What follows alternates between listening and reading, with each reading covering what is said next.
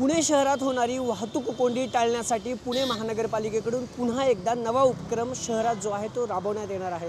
पुण्यातील मुख्य रस्त्यांवरील वाहतूक कोंडी टाळण्यासाठी महापालिकेकडून पे अँड पार्कची नवी प्रणाली राबवण्यात येणार असल्याचा निर्णय पुणे महापालिकेकडून घेण्यात आलेला आहे। खरं तर असा एक प्रस्ताव तयार करत पुणे महापालिकेने जो आहे तो राज्याच्या नगर विकास विभागाला हा प्रस्ताव पाठवलेला आहे। शहरातील जे मुख्य 5 रस्ते आहेत जिथे वाहतूक कोंडीची समस्या आहे तिथं पे अँड पार्क प्रणाली जी आहे दुचाकी असेल किंवा चारचाकी असेल या सगळ्या गाड्यांसाठी राबवण्याचा एक प्रस्ताव पुणे महापालिकेकडून तयार करण्यात आलेला आहे। खरं तर सुरुवातीला प्रायोगिक तत्वावर ही सगळी प्रणाली जी आहे ते पुणे महापालिकेकडून राबवण्यात येणार आहे। शहरातील जे मुख्य 5 रस्ते आहेत जंगली महाराज रस्ता असेल, फर्ग्युसन कॉलेज रोड असेल, बालेवाडीचा हाय स्ट्रीटचा मेन रोड असेल, कोरेगाव पार्क असेल किंवा विमाननगरचा मुख्य रस्ता असेल, या एकूण 5 मुख्य रस्त्यांवर पे अँड पार्कची प्रणाली जी आहे ती राबवण्याचा एक प्रस्ताव महापालिकेकडून आता तयार करण्यात आलेला आहे। दुचाकी आणि चारचाकीसाठी वेगवेगळे दर जे आहेत ते खरं तर रस्त्यांच्या ह्याच्यानुसार जे आहेत ते राबवले जाणार आहेत। सकाळी पे अँड पार्क असेल, संध्याकाळी असेल किंवा रात्री असेल, या तिन्हीसाठी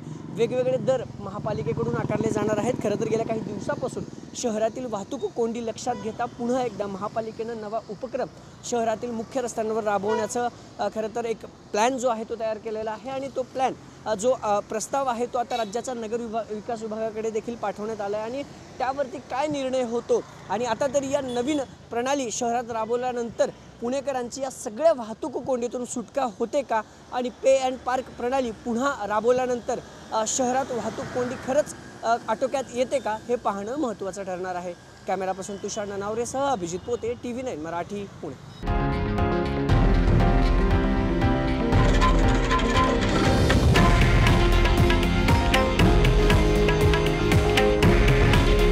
हे आहे देशातील नंबर 1 न्यूज नेटवर्क आणि आपण पाहत आहात TV9 मराठी। काळजी तुमची, हित महाराष्ट्राचं।